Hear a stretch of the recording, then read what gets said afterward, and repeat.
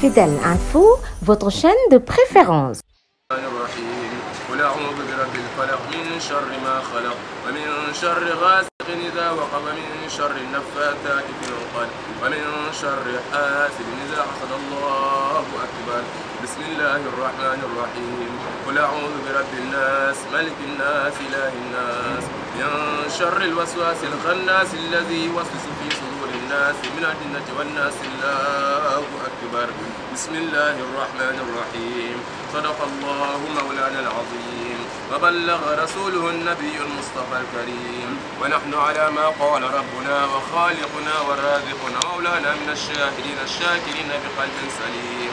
اللهم ربنا تقبل منا ختم القرآن وتجاوز عنا ما كان في تلاوته من السهو والنسيان أو تحريف كلمة عن موضعها أو تغيير حرف أو تقليب أو تأخير أو زيادة أو نقصان أو تامل على غير ما أنزلته أو ريب أو شك أو تعيين عند تلاوته أو كسل أو سرعة أو زيغ اللسان أو وقوف بغير وقف أو إدعاء بغير مدغم أو إزهار بغير بيان أو مد أو تشديد أو همزة أو جزم إعراب بغير مكان فاكتبه منا على التمام والكمال والمهذب من كل الألحان والقلب واللسان وهب لنا به الخير والسعادة والبشارة والأمان ولا تختم لنا بالشر والشقاوة والضلالة والطغيان ونفس حسابنا وتقل ميزاننا بالحسنات وثبت أقدامنا على الصراط واسكننا في وسط الجنان وارزقنا جوار سيدنا محمد عليه الصلاة والسلام واكرمنا بلقائك يا ديان. اللهم اكرمنا بلقائك يا ديان. اللهم اكرمنا بلقائك يا ديان. استجب دعاءنا بحق التوراة والإنجيل والزبور والفرقان. أعطنا جميع ما سألناك به في السكة يا أرحم الراحمين. اللهم انفعنا وارفعنا بالقرآن العظيم وبارك لنا بالآيات والذكر الحكيم وتقبل منا إنك أنت السميع العليم وتب علينا.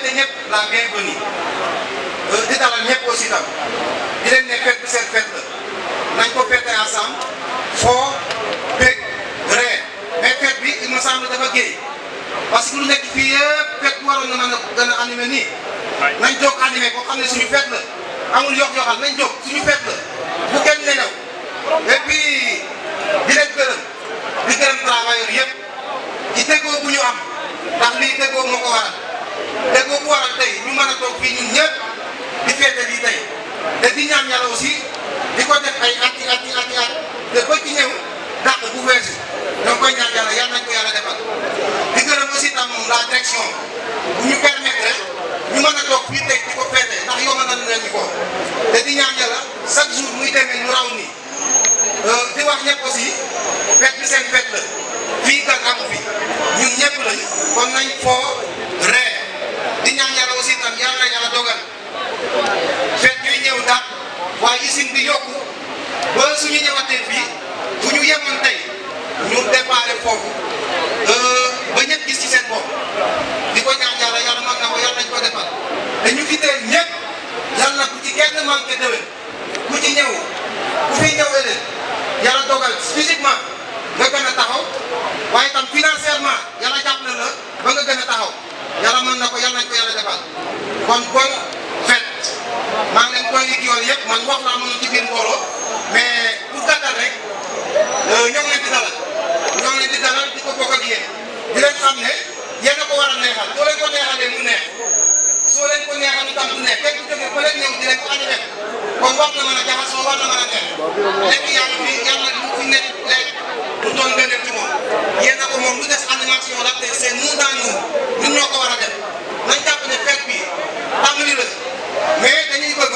mu neex defe naa bu ñëw dàq bii kon loolu ci yéen la dépendre ci ñun la dépendre kon kenn animé ko vraiment loolu laa ci bëggoon wax ci gàttal di remercier ñëpp di ñaanal ñëpp aussi tam yàlla na fête bi neex merci beaucoup. Merci beaucoup monsieur Paul Sène ñu koy kontaanee bu baax.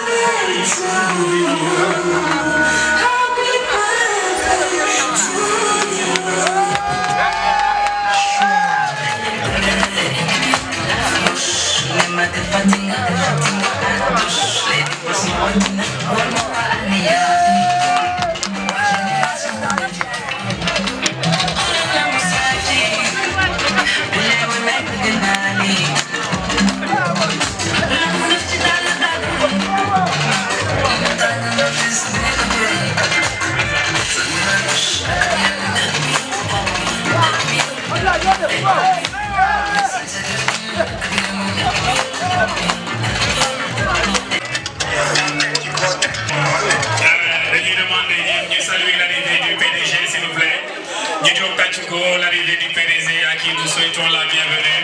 Kër xam kilifa gi gis kilifa googu li nga xam ne am na ko ci koyof wax dëgg yàlla waa kër gi xewle mu ni kon man war naa mën a dem bokk ko ak ñoom am na kër yoo xam ne ñoom fa ñuy féetee seen 11 mai seen 1er mai pardon 11 mai bee ma topp de allez 11 mai bi di nga ko fomp sama làmmiñ moom fa ñuy féetee seen 1er mai gis naa ñoo xam ne bërëb ba ñuy liggéey dañ ko bàyyi dem àbb beneen bërëb pour mën a féete ñoom en tant que travailleur seen biir kon bu fekkee ne yéen en tant que liggéeykat yéen a ngi féete seen 1er mai ngeen féete ko seen biir liggéeyukaay ngeen féete ko ci kanamu ñi nga xam ne ñoom ñooy kilifa yi kon mel na ni foofu liggéeykat yooyu ak njiit yooyu am na benn jàmm ñu dox bu dox seen diggante.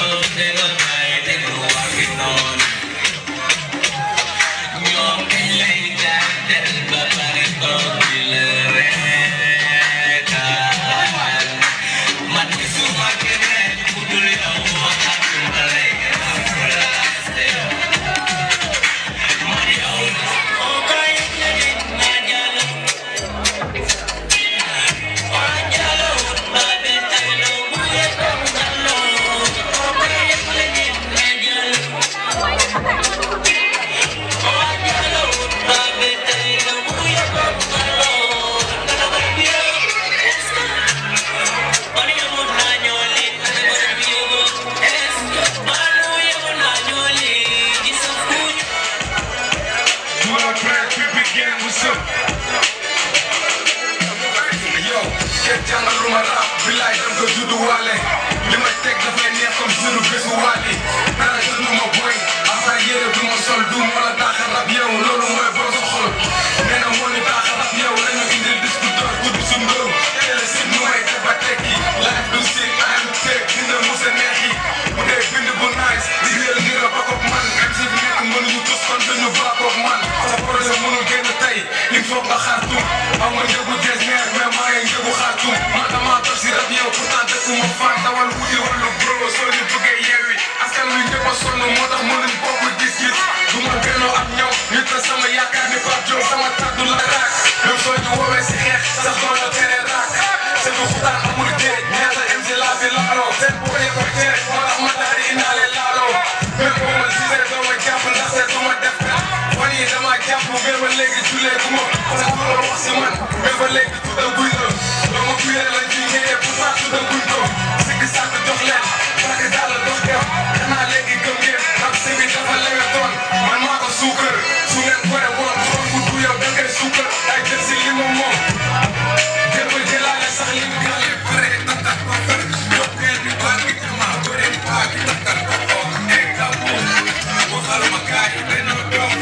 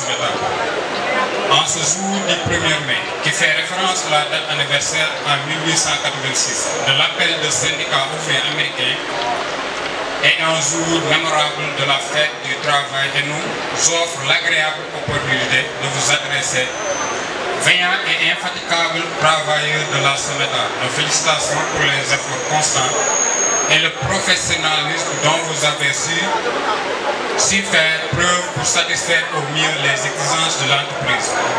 Cette journée donne l'occasion de vous faire un résumé de la situation des avancées remarquables de l'entreprise et l'état de mise à jour des revendications de l'année précédente. À la sortie du Covid, l'entreprise a su faire un grand pas pour démarrer la régularisation du presse. Il faut noter au préalable que ce n'était pas facile et ce fut un travail qui nous a pris plus de 3 ans pour un remboursement total de 152 269 298 francs CFA, majoration comprise. Négociation après renégociation.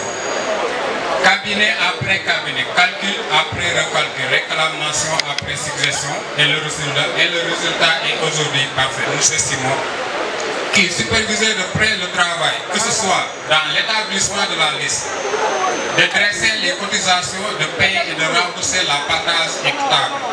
Ainsi, nous lui dirons merci, bien que cela soit une obligation.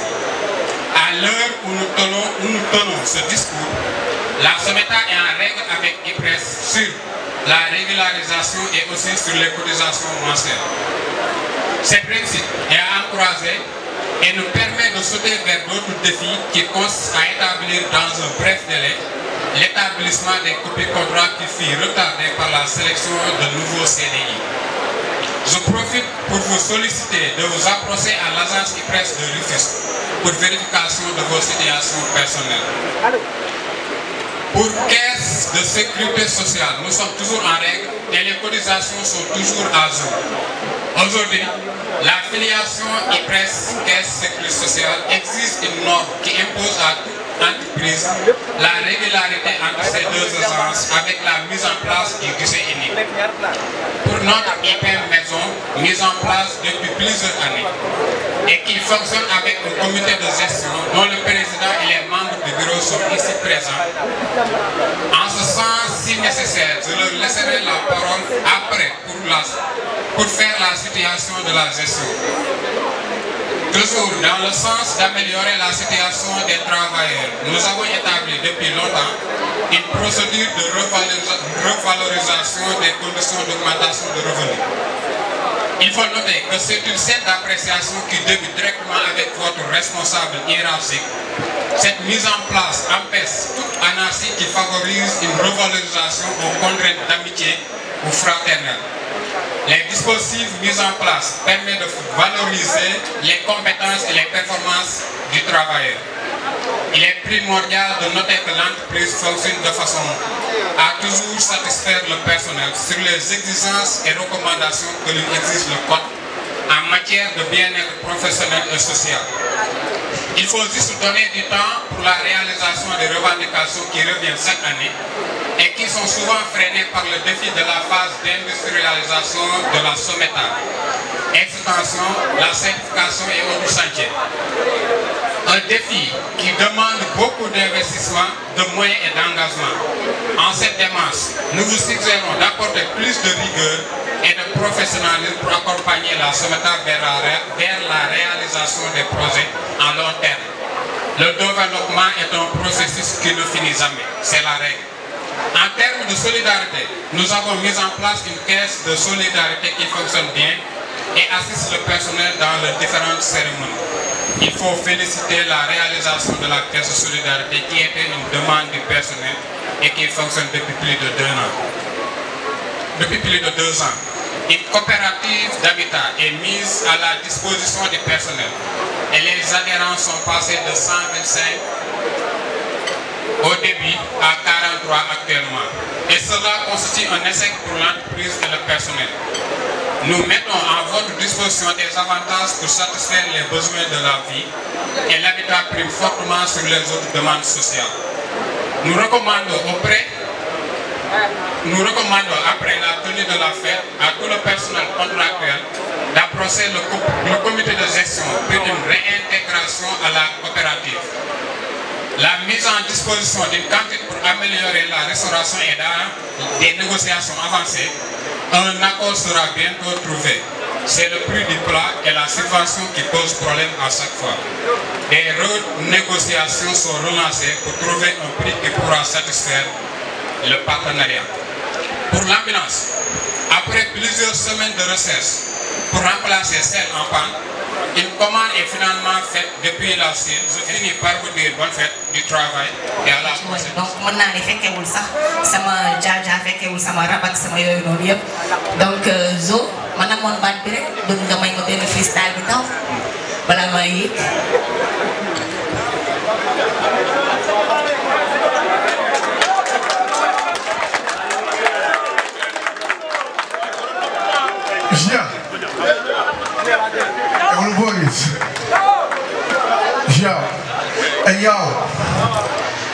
yow hip hop moom moo tax nu jàppee ma dof bii hip hop moom moo tax nu jàppee ma nitu dëgg bii duñu wax ñoo xam dëgg waaye duñu sëgg dëgg yow wax ci tàmma booy mooy tax nga topp feex kaana gumul ku ci dugg doo ma sa wàcc fi la neex ngungun jëw naa fex boo dëggul doo ko wax yow kii daf ka beñ moom ma yokk doole aha kii daf ka bëgg moom moo tax ni ñuy xaree moo di gis nu mu xel dañ ci jekk wala du ma gis mel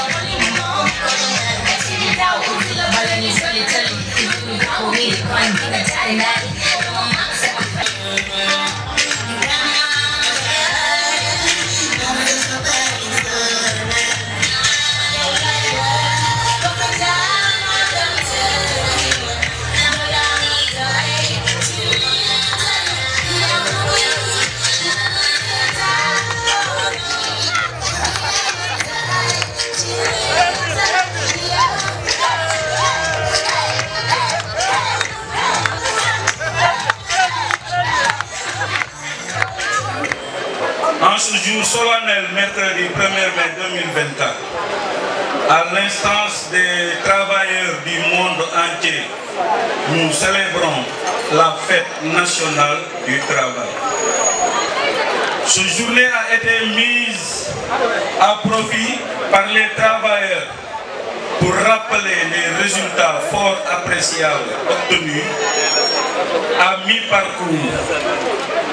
Monsieur le directeur général, son adjoint et tous ses collaborateurs, au nom des employés de la SOMETA, je vous présente mes félicitations, mes remerciements pour les projets qui ont été développés et continuent de développer de l'entreprise, la satisfaction sur l'essai de SOMETA 2, l'enterrement de la haute tension en temps record, la performance du four au fond, mais aussi le professionnalisme des ouvriers, le professionnalisme des ouvriers, la détermination des ouvriers, le volontariat des ouvriers, l'expérience des ouvriers qui ont permis à la SOMETA de concrétiser tous vos projets avec une réussite totale.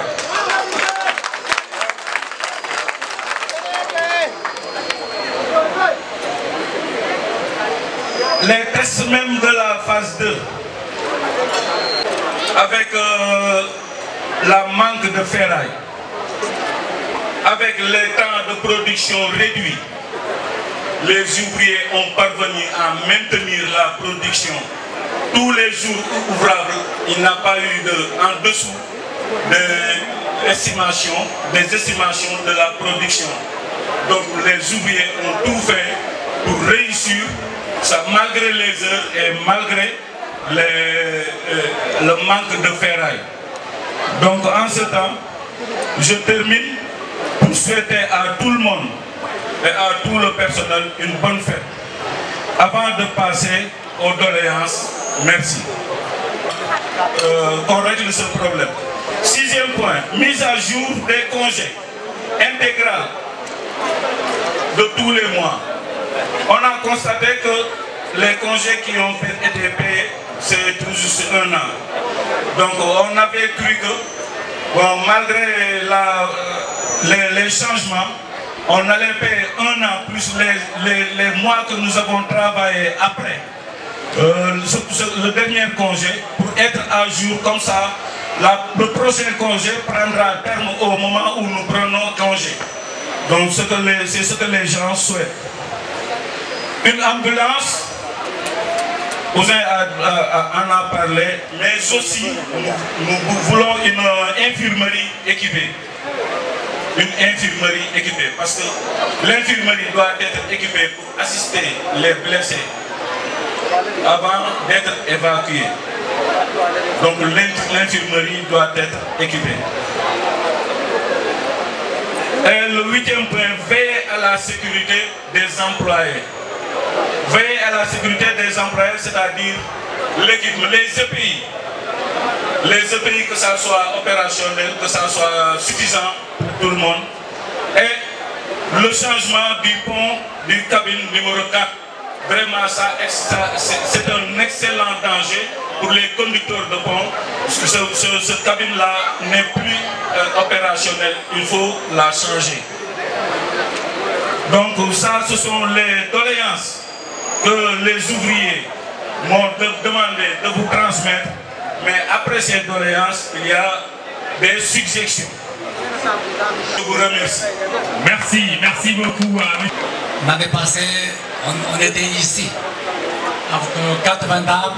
Cette année, parce qu'il y a des amis chinois, cette année, avec 60 tables, 600 personnes. Donc, c'est une tradition, c'est une habitude de vous rencontrer tous les premiers mai. Depuis là, je suis content de vous voir. Premièrement, je voulais remercier le comité de l'organisation dirigé par notre collègue Adipa.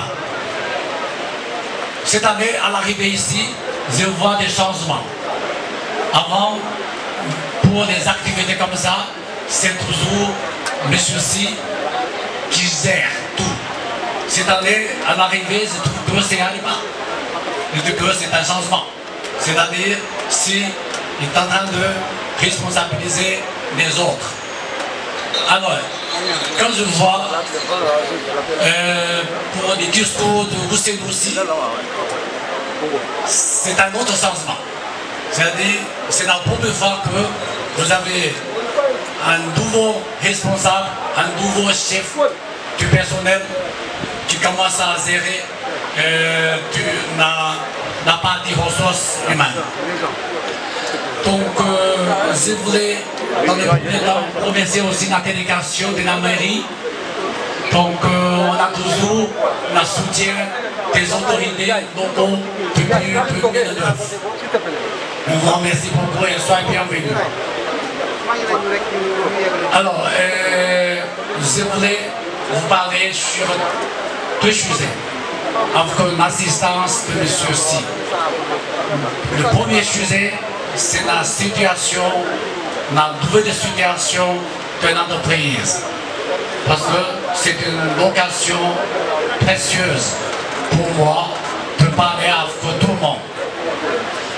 Alors, depuis 1 an, qu'est-ce que s'est passé? On dit que c'est une année de progrès, que l'entreprise a réussi sur beaucoup de choses, que vous avez déjà vu. Je pense que vous êtes contents aussi sur beaucoup de choses, comme M. Kono, M. Cho, lui il a déjà parlé. On a terminé la phase 2. C'est la phase 2 qui peut régler le point, le 5e point concernant le chômage technique. L'entreprise a déjà anticipé, a proposé sur 500 qui peut régler le problème du chômage. Parce qu'avec de nouveaux industriels qui viennent s'installer, l'appareil commence à manquer. Donc il y a 5 ans, l'entreprise a commencé à investir sur ça. Donc bientôt, on va entrer dans la phase de 20 jours sur la faille, 10 jours sur les nangos importés. Après, on va entrer encore dans la phase de 15 jours sur la faille, 15 jours sur les nangos. Donc ça, parce que c'est un très grand pas pour l'entreprise. Donc c'est ça, on pense que c'est le plus grand projet depuis 2015 que Someta a fait. Le deuxième point, c'est le projet de mise en conformité de notre poste. Vous avez vu, il y a plus de câbles achetés arrière qui traversent notre usine. On a fait les passages souterrains, on a fait aussi une conformité à 100% de notre poste. Mais maintenant, vous ne sentez plus la coupure, n'est-ce pas? Ça fait 3 mois de travail, vous avez samedi la coupure. Même il y a une coupure, c'est dispatch de la SENEC qui commande à distance. Ça peut être coupé du côté Chola, mais l'usine continue à travailler avec le courant qui vient de Hollande. Ou bien c'est le contraire. En tout cas, on ne sent plus. On sent plus. Donc ça tourne plus aussi de la sécurité sur tous les employés qui travaillent à la Someta. Parce qu'en haut, il n'y a plus de câbles qui traversent. Ça, c'est un projet rare. On trouve rarement au Sénégal. Mais on a beaucoup investi. La Sénégal a apprécié notre projet. Troisièmement, c'est le rendement de la production sur la phase 1. Récemment, depuis je pense que pendant 1 an, on a vu plusieurs records sur la production. Avant, sur chaque cas, on fait 100 tonnes. Après 120, 140, 160, 180, n'est-ce pas? Tout récemment, j'ai vu un jour, un cas, on a eu 188 tonnes. Un cas. Donc, c'est avec la section de Nango. On a augmenté à partir de 70 carrés, 70. Après, c'est 80. Après, 90. Après, 95. Aujourd'hui, on est à 100. Mais vous avez rapidement maîtrisé. On n'a pas eu même un seul cas pour faire des tests. On a monté, on a sorti les nangos correctement, on a fait aussi l'aminage correctement, sans aucun incident. Donc je vous remercie sur tout ce que vous avez fait durant 1 an passé. Autre chose, je pense que c'est ça. Il est encore à tout poser. On a démarré, c'est la certification ISO. Enfin, après 12 ans de travail, parce qu'en fait, il y a déjà la normalisation, la certification ISO. Pour la Someta, il y a 3 certifications. Il y a ISO 9001. C'est pour la gestion de la qualité.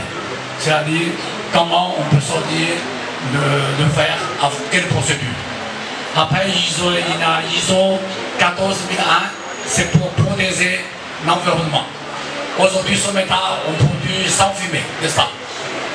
Ça aussi, c'est un progrès que Someta a bien maîtrisé. Après, il y a aussi ISO 45001. C'est pour la santé et la sécurité du personnel. Donc, l'entreprise a signé un contrat avec un cabinet très connu sur place. On a déjà démarré la procédure. Donc, Someta actuelle, là où vous êtes en train de travailler, c'est qu'une entreprise est en train de chercher la certification mondiale.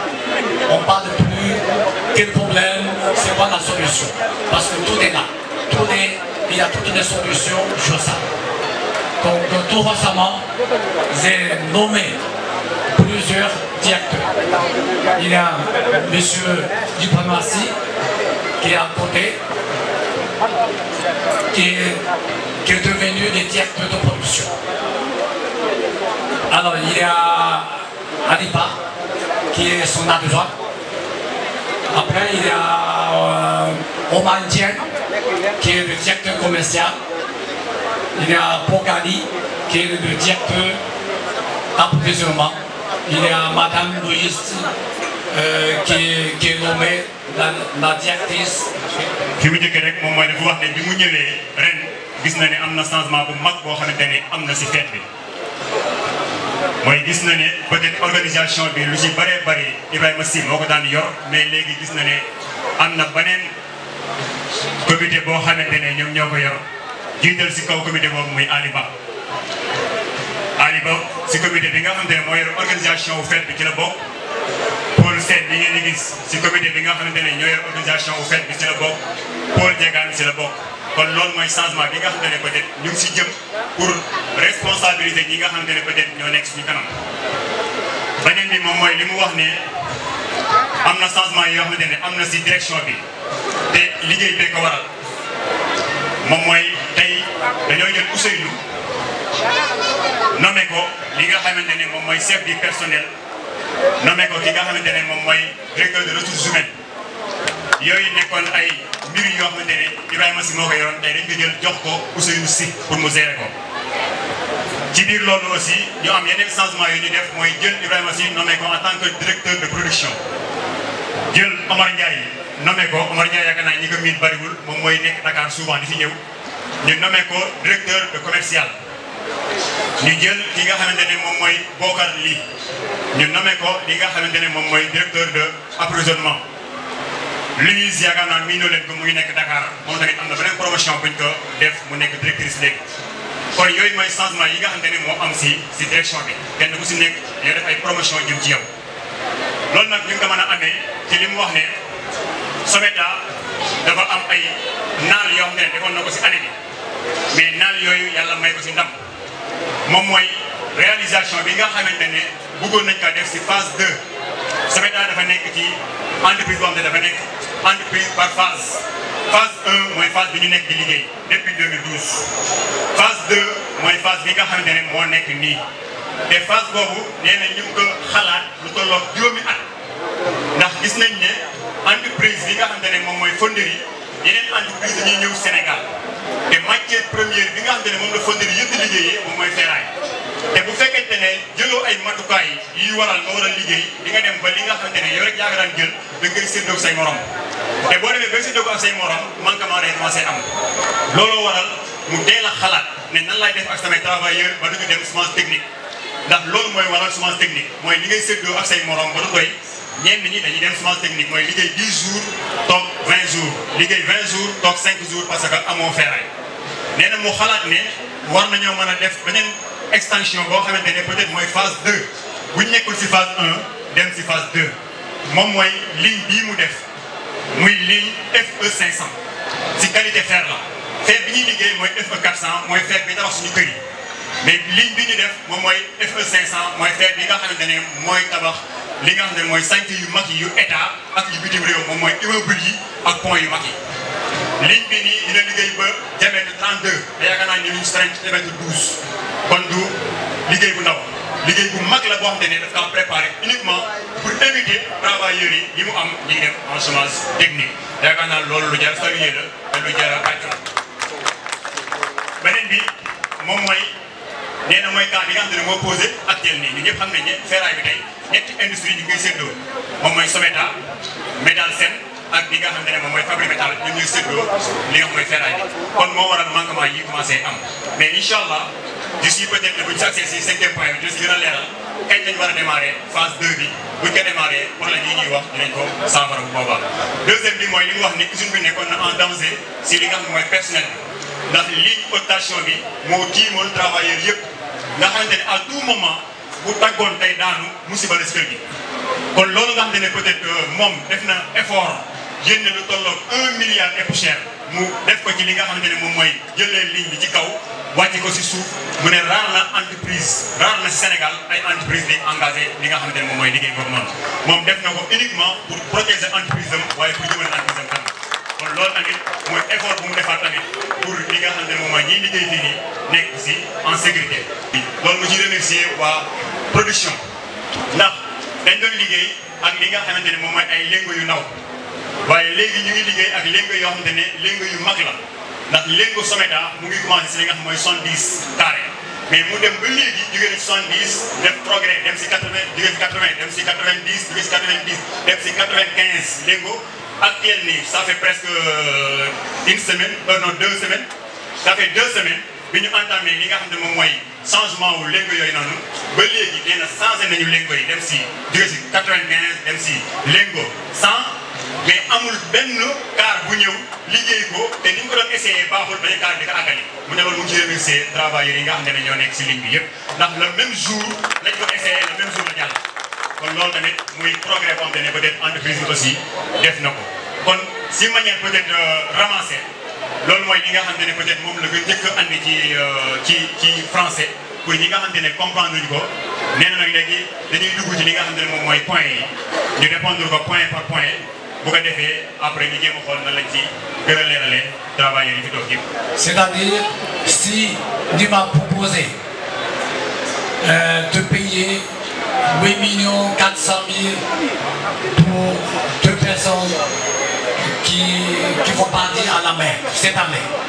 Un billet sur supporté par l'entreprise, l'autre billet sur supporté par l'IPR. Je ne sais pas si c'est son avis ou bien c'est l'avis de tout le monde. Je ne sais pas. C'est quoi votre avis?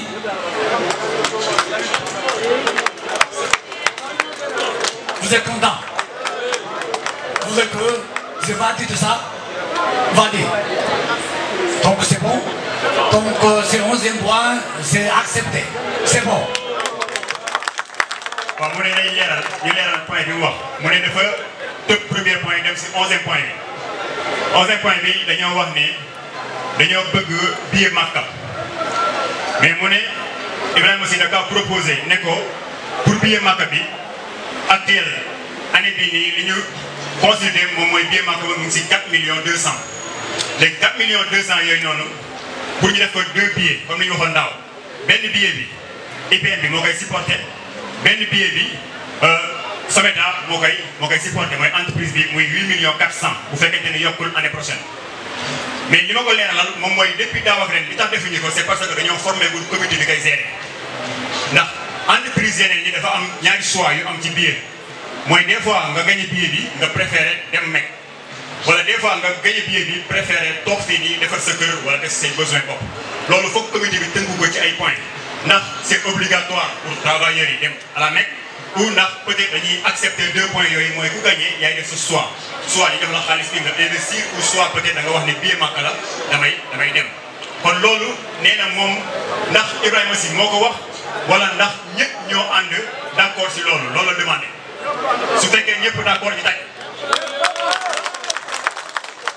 léegi li ñu wax moom mooy nee na moom bu fekkee loolu la kon joxe na accord am c'est acquis que ne l'année prochaine bu fekkee ne amul nañu xool comité bi nga xam ne moo ko war a gérer si ñoom la desee kon comité boobu balaa ñu fay jógee dañuy xool kenn ko xam ne moom lañ koy responsabiliser pour mu démarcher ko ki may njëkkee moom mooy Mamor kon fii ak déwén su fekkente ne bii amul nañ attaqué Mamor ndax waxoon nañu ko daaw fii nii. Alors, pour le deuxième point, la signature des contrats pour le premier point. Il y avait des modifications qui étaient introduites l'année dernière. Donc jusqu'à présent, ça reste quelques-uns qui n'ont pas encore été traités. Entre-temps, il y a des journaliers qui ont travaillé pour mériter de nouveaux contrats. Ça aussi, c'est la même chose. Je demande toujours à mon équipe de donner le contrat à tous les méritants, tout, sans exception. Pour le troisième point, il y a des gens qui ont des contrats à durée déterminée. Donc eux aussi, ils n'ont pas dans les situations d'avoir une durée indéterminée, mais une augmentation de salaire, de catégorie. Alors, concernant le troisième point, j'ai déjà fait une promesse au démarrage de production sur la phase 2. Il y aura une augmentation générale. Je pense que ça, Normalement, on va démarrer le mois de juin. Ça touche tout le monde. Alors, peut-être, il y a des gens qui vont recommander une catégorie, c'est-à-dire à partir de 4e jusqu'à 5e, ou bien de 5e jusqu'à 6e. Peut-être, il y a des collègues, on va les proposer une augmentation de 2 ou bien 3 catégories en une seule fois. Ça, en tout cas, patientez-vous, ce n'est pas loin. Ça fait, il y a 1 an, j'ai fait ma promesse. C'était le 1er mai 2023. C'est avec l'élection, avec le contexte, on a eu du retard. Mais ça reste encore 2 mois maximum, je pense. Le mois fin juin, on va démarrer. On va démarrer la production. Donc au moment du démarrage, on va faire une augmentation générale sans condition. C'est-à-dire pour tout le monde. wax kii ak kële mais ñëpp la ñuy defal li nga xam ne mooy augmentation de salaire boobu nag moom nee na bis sax amul sax ci xaar amul condition bu mu si teg naan ay nañ def lii nañ def lee nañ def laa bu ligne bi dawee rek moom nee na bu yokkal ñëpp seen salaire. Ah, vous êtes content? Ah, merci. Pour le 4e point, c'est concernant l'IPRES et la cotisation de caisse de sécurité sociale. Tous les impayés durant les 3 ans de Covid, ça fait 100 millions qu'on n'a pas payé. Après, ils ont appliqué une majoration de 50 millions. De tout, ça fait 152 millions. On a tout payé. Plus, actuellement, chaque mois, on paie à peu près 8 millions à la caisse de sécurité sociale et IPRES. Parce qu'ils ont mis ça ensemble. Donc l'entreprise est en train de payer chaque année plus de 100 millions. On est toujours en règle. Le numéro, parce qu'on vient de régulariser sur les 150 millions, c'est la raison pour laquelle... Fidèle Info, c'est une chaîne Pingentamu.